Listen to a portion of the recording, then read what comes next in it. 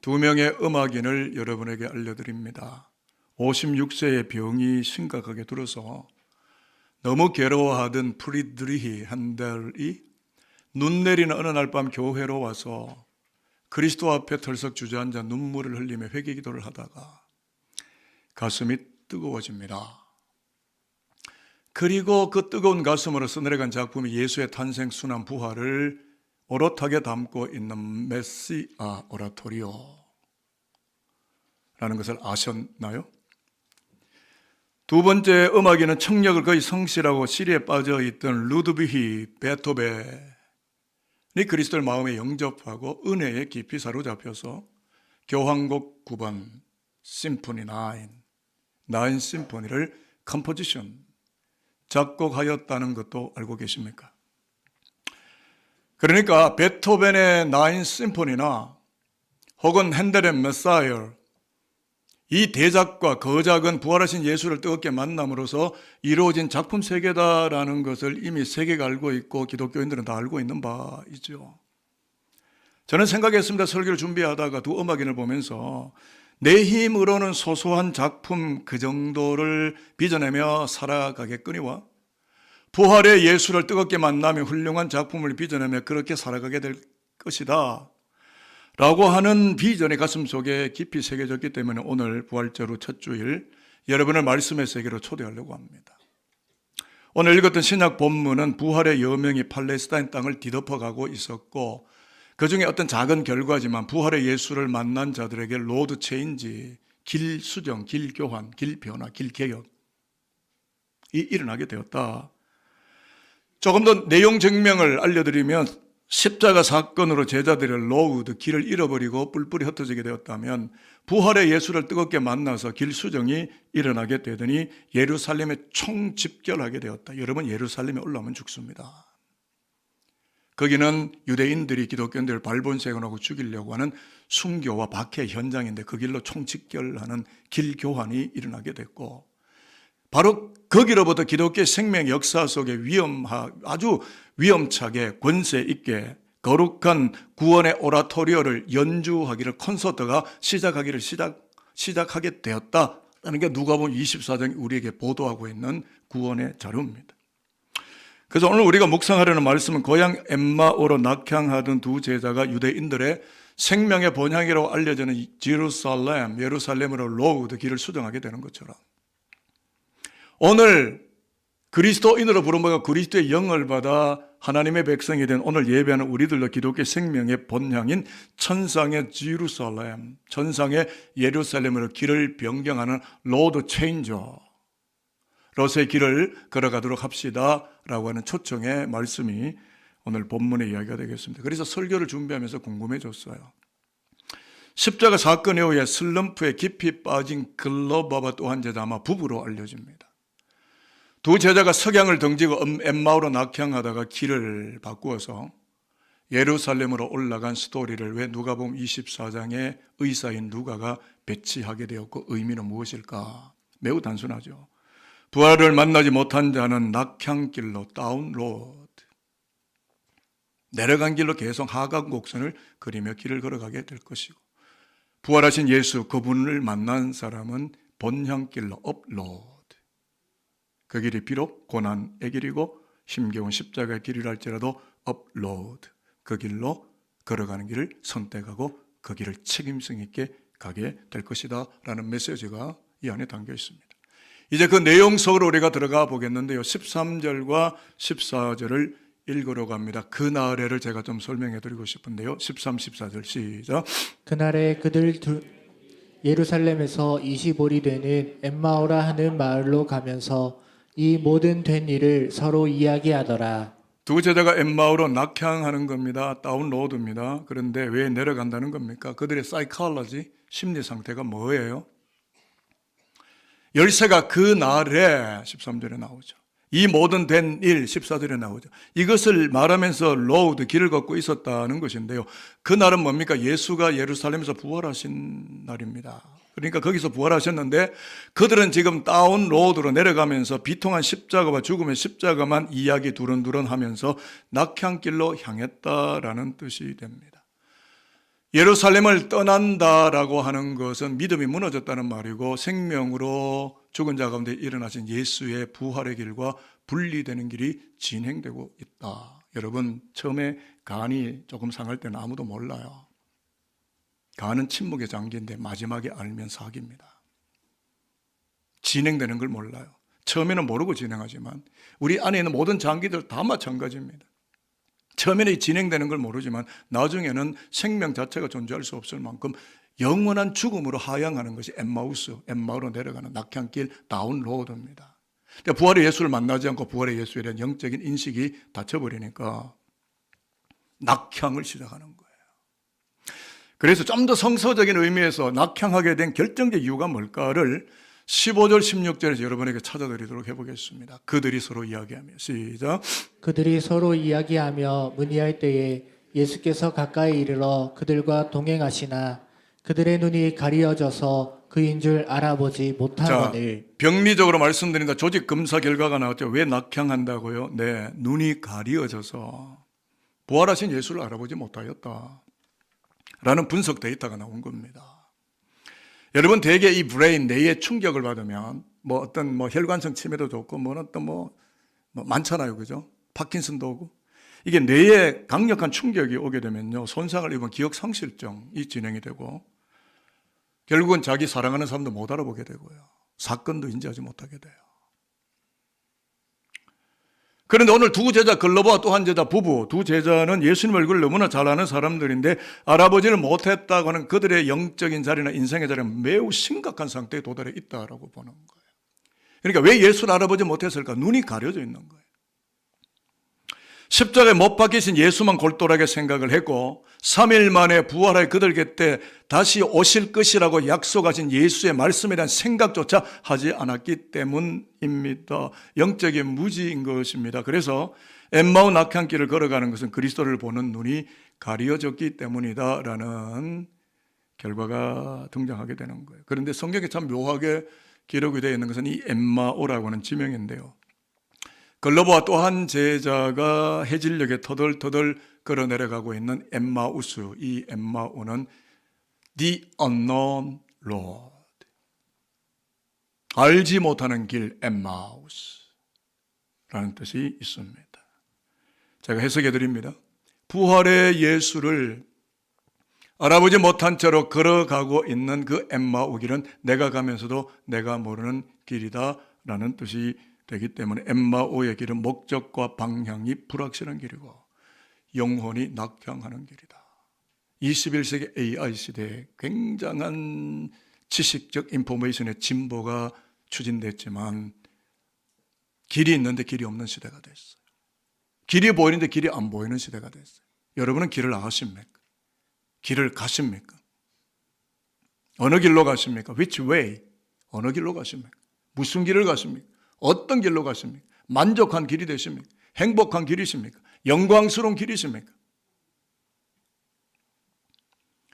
안과 검안 의사들, 오큘리스트, 안과 검안 의사들이 사람 눈에 발생하는 질환이 되게 많다고 난치성 각막 이상증부터 레베르 유전 시신경병증에 이르기까지요. 이 암과 질환이 수십 가지가 넘는다고 분류를 하는데 가장 심각한 질환에 따라 저는 목회자로서 말씀드립니다. 하나님을 보는 눈이 가리워졌다. 이거 참 심각하다. 소돔과 고모라 인간의 욕망만, 물질의 욕망만 가득 차서 불과 유황불이 내려오는 걸 그들이 보지 못했죠. 세례 요한의 눈에 시퍼런 심판의 하나님의 도끼가 유대 백성들, 이스라엘 민족의 나무 뿌리를 내려 찍는 것이 선지자의 눈에, 말씀의 사람의 눈에 보이는데 사람들은 탈법 탈시함에 그 도끼를 보지 못한 채 살아갔죠. 결국 AD 70년부터 73년까지 유대 공동체가 처참하게 멸망합니다. 과연 그들이 그걸 보았을까요? 우리나라는 어디로 가는 거라고 생각하십니까? 신령한 눈이 닫히면 자신도 알지 못하는 엠마우스로 갈 수밖에 없는 겁니다. 오늘 의사였던 누가는 성서 신학자지만 의사입니다. 이 룩, 의사는 누가복음서를 써내려가면서 낙향하던 두 제자가 본향으로 길을 교차하게 된 이유가 눈이 바뀌었기 때문이다라는 치료 이야기를 알려주고 있는 거예요. 어떻게 치료되는지 여러분들에게 소개해드리고 수술실로 여러분을 데려가도록 하겠습니다. 30절, 31절을 읽어보도록 하겠습니다. 그들과 시작.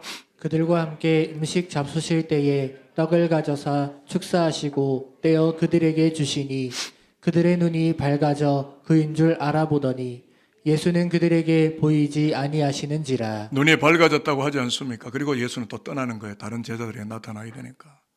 부활하신 예수가 두 제자에게 말씀을 풀어주시고 뭘 풀어줍니까? 구약성경, 토라, 느비임, 케투빔, 모세와 선지자의 글, 그리고 함께 성경을 풀어주시고 음식을 나누시고 축복 기도를 해주시니까 눈이 열려서 예수를 알아보기를 시작하게 되었다. 눈이 가려워지지 않았고 눈이 오픈되었다. 영적인 눈이 떠졌다. 하지 않습니까? 눈치료가 되니까 엠마오로 가던 낙향길이 예루살렘 본향으로 돌아오게 되는 로드 체인지가 일어나게 됐고 길의 개혁이 이루어지게 되었다라고 말씀합니다. 그래서 여러분들에게 제가 질문 드리겠습니다. 눈이 치료되면서 길이 치료된 것인데 그렇다면 눈을 치료하게 된 약품이 무엇이냐 하는 거예요. 이 약으로 치료하지 않으면 저와 여러분 다른 길로 가게 되고 나중에 서로 헤어지게 됩니다. 꼭 천국 오십시오. 지옥 가시면 안 됩니다. 그래서 이 약품 꼭 받아 챙겨 가십시오. 그리고 꼭 눈을 치료하십시오. 눈이 떠지기를 바라요. 32절부터 35절을 읽으려고 하는데 그들이 서로 말하되 시작. 그들이 서로 말하되 길에서 우리에게 말씀하시고 우리에게 성경을 풀어주실 때에 우리 속에서 마음이 뜨겁지 아니하더냐 하고 곧 그때로 일어나 예루살렘에 돌아가 보니 11 제자 및 그들과 함께한 자들이 모여 있어 말하기를 주께서 과연 살아나시고 시몬에게 보이셨다 하는지라. 두 사람도 길에서 된 일과 예수께서 떡을 떼심으로 자기들에게 알려주신 것을 말하더라. 엠마오 길이 예루살렘 길로 바뀌게 된 이유는 바이블 성경입니다. 66권이에요. 물론 예수 당시에는 39권 구약 성경만 있었겠죠. 바이블이 풀리니까 눈이 열리는 거예요. 여러분 주일날 설교 잘 들리세요? 꼬박꼬박 주무십니까? 말씀이 잘 들리세요? 세상의 논리로 듣고 계십니까? 말씀이 들려와야 로기온, 말씀에 꽂혀 들어가야 눈이 열립니다. 영어 성경을 저를 한번 따라하겠습니다. 성경을 풀어주실 때에 마음이 뜨겁지 않았더냐? 마음이 뜨겁지 않았더냐? 영어 성경에서 on the road, 엠마오 도상으로 가던 그 길에서 그리스도가 성경을 풀어주실 때에 심장이 our hearts burning, 심장이 뜨겁게 불타오르지 않았더냐? 그 체험을 우리가 하지 않았더냐? 언제요? 말씀을 풀어줄 때, 바이블을 풀어줄 때, 말씀이 해석될 때, 말씀이 해석돼 내 안에 들어올 때로 번역이 되어 있습니다. 여러분 성경은 예수에 대한 예언입니다. 성경책 딱 두 글자로 외워야 됩니다. 예수입니다. 요즘 교황 돌아가시고 바티칸 공화국의 카운슬의 권위가 세계를 찌르듯한데요.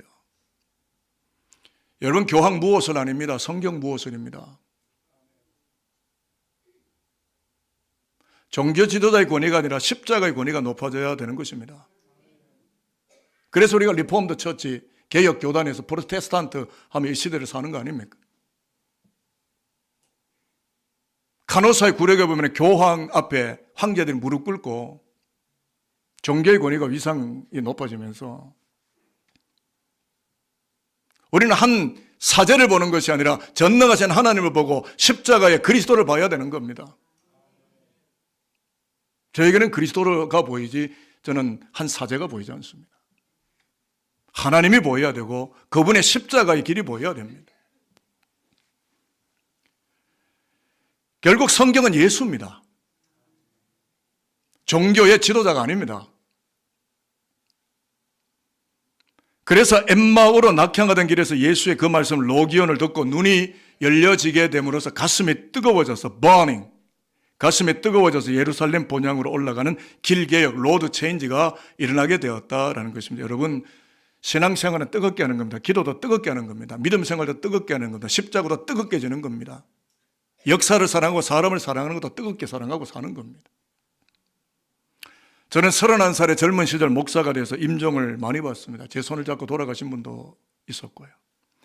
놀라운 것은 1시간 정도 지나면 시신이 싸늘해집니다. 아무리 사랑하는 부모이든 남편이든 아내이든 생명이 끊어진 스키한 피부는요, 얼음장처럼 차갑습니다. 살아있는 사람의 심장은 쿵쾅쾅쾅쾅 뛰지만 죽은 사람은 심장이 뛰지 않기 때문입니다. 성령의 임재가 없으면 인생이 차갑습니다. 이론과 논리와 비판의식으로 살아갑니다. 배운 바 지식에 걸터 앉아서 합니다. 그러나 지식의 끝은 하나님입니다. 오죽잖게 배우니까 하나님을 부정하거나 신존재를 외면하게 되는 거예요. 성령이 충만하면 눈이 가려졌던 눈이 열리고 차가운 자리에서 burning, 뜨거운 가슴으로 불타올라서 부활의 주 예수를 바라보며 부활에 하신 예수가 그 말씀 로기온을 풀어주시게 됨으로써 심장이 뜨거워지게 되는 거예요. 따라해 보겠습니다. 신앙생활은 뜨겁게 하는 것이다. 뜨겁게 하는 것이다. 여러분, 냉랭하게 영적인 냉해가 오면 안 됩니다. 번향길로 로드 체인징을 하려면 내 가슴이 뜨거워야 되는 겁니다. 저희 장인어른이 농부였습니다. 오래전에 돌아가셨는데 농사 지을 때 제일 무서운 게 냉해입니다. 1년 농사 잘 짓다가요, 보름만 일찍 찬바람이 불면 그 해 농사는 끝장입니다. 여러분 70년 80년 목회하고 예수 잘 믿다가 마지막에 예수가 누구? 교회가 어디고? 이상한 소리 하지 마십시오. 마지막에 무신론자가 되지 마십시오. 마지막에 예수를 고백하고 죽어야지, 실컷 예수 믿고 실컷 목회하고 마지막에 저지르해가지고 영적 냉해가 가슴이 식어가지고 엉뚱한 이야기들 하고. 저와 여러분들 그러지 맙시다. 저의 고민은 내가 잘 죽어야 된다는 거예요. 잘 마무리할 수 있어야 된다는 거예요. 저는 제 자신이 제일 두렵습니다. 사고 칠까 봐. 가슴이 냉랭하면요, 논리가 서게 돼요. 그러나 성령에 충만하면 희생과 헌신의 예루살렘 길 걸어갈 수 있는 겁니다. 부활 후 첫 주일 어떤 말씀을 듣기를 원하시는 거예요. 지난 주일만 부활주일이고 그 다음부터 1년 후 부활주일까지는 아무런 생각 없이, 아무런 논리 없이 그저 세상적인 달콤한 것들만 붙들고 그거 먹으려고 그렇게 사는 겁니까? 아니지 않습니까? Every day, day by day, 매일매일 부활하신 예수를 만나고 기도하고 내 가슴, 내 심장에 burning, 불타올라서 내 안에 다가오는 수많은 영적 냉해들을 제거해내고 거룩한 열심으로 십자가 길을 걸어가는 것, 그것이 오늘 저와 여러분이 걸어가야 될 기독교 신앙 아니겠습니까? 오늘 우리 사회에 냉해가 번져갑니다. 범죄는 늘어가고, 크리미널 범죄는 늘어가고요. 여러분, 대통령이 그 범죄를 막았습니까? 검찰총장이 막았습니까? 경찰총장이 막았습니까? 국회의원들이 막았습니까? 기업의 총수가 막았습니까? 이거 못 막습니다. 인간 존재의 근원적 타락과 죄의 성향 아래 노출되어 있기 때문에 이 범죄는 계속 늘어가고 있습니다. 청소년 탈선도 늘어가고요. 요즘 청소년들 똑똑해가지고요, 법망을 피해서 범죄를 저지릅니다. 이 자녀들 누가 만들어 놓은 거예요? 가정도 냉랭해져 가고 있는 거예요. 2명이 결혼하면 1명은 이혼합니다. 이혼율 50%예요. 얼마나 냉각되고 냉해가 밀려와 있는지 모르겠어요. 우리 국가사회 박사학위자가, 젊은이들 전부 박사학위자입니다. 전부 상급학교 지내가 박사학위를 받았는데 오늘의 사회는 진보되어 있습니까? 여러분의 부담을 드려서 죄송하지만 저는 기독교 목사로서 십자가 그것으로 돌아오지 않으면, 말씀 로기온으로 꽂혀 들어오지 않으면 저와 여러분 구원될 수 없기 때문입니다. 냉해를 잠재우는 길은 부활하신 예수를 만나고, 여기에 강대상에 붙여놨잖아요. 부활하신 예수가 주시는 그 말씀 로기온을 듣고 그 말씀에 꽂혀서 장로님 앞서 기도했죠. 원 인어프 성경 말씀 운동 열심히 하고, 눈먼 자를 우리가 치료하겠다고 하고, 성령에 충만하면 부부관계, 부모 자식 간에 냉해가 치료되고, 뜨거운 성령의 불타오는 은혜 속에서 부부가 합일되고, 부모 자식 간의 아름다운 삶의 나날을 살아가는 영광의 복음의 역사가 부활의 역사가 저와 여러분들에게 임하게 되는 것 믿으시면 아멘입니다. 그러므로 그 말씀 로기온에 한평생 꽂혀 계셔서요, 심장이 뜨겁게 쿵쾅쿵쾅쿵쾅 뛰는 진정한 예수의 백성으로 산들인들로 살아가시기를 저는 축복합니다. 따라해 볼게요. 신앙의 방황은 좋은 교회 만나면 끝나고, 좋은 교회 만나면 끝나고, 인생의 방황은 부활하신 예수 만나면 끝납니다. 부활하신 예수 만나면 끝납니다. 동의가 되십니까? 아멘이 맞습니까? 그러면 물어볼게요. 산돌교회는 좋은 교회입니까? 시키니까, 그래도 해주시니까 뭐 고맙긴 합니다. 그러나 뒤에 말은 진리입니다. 부활하신 예수 만나야 끝납니다.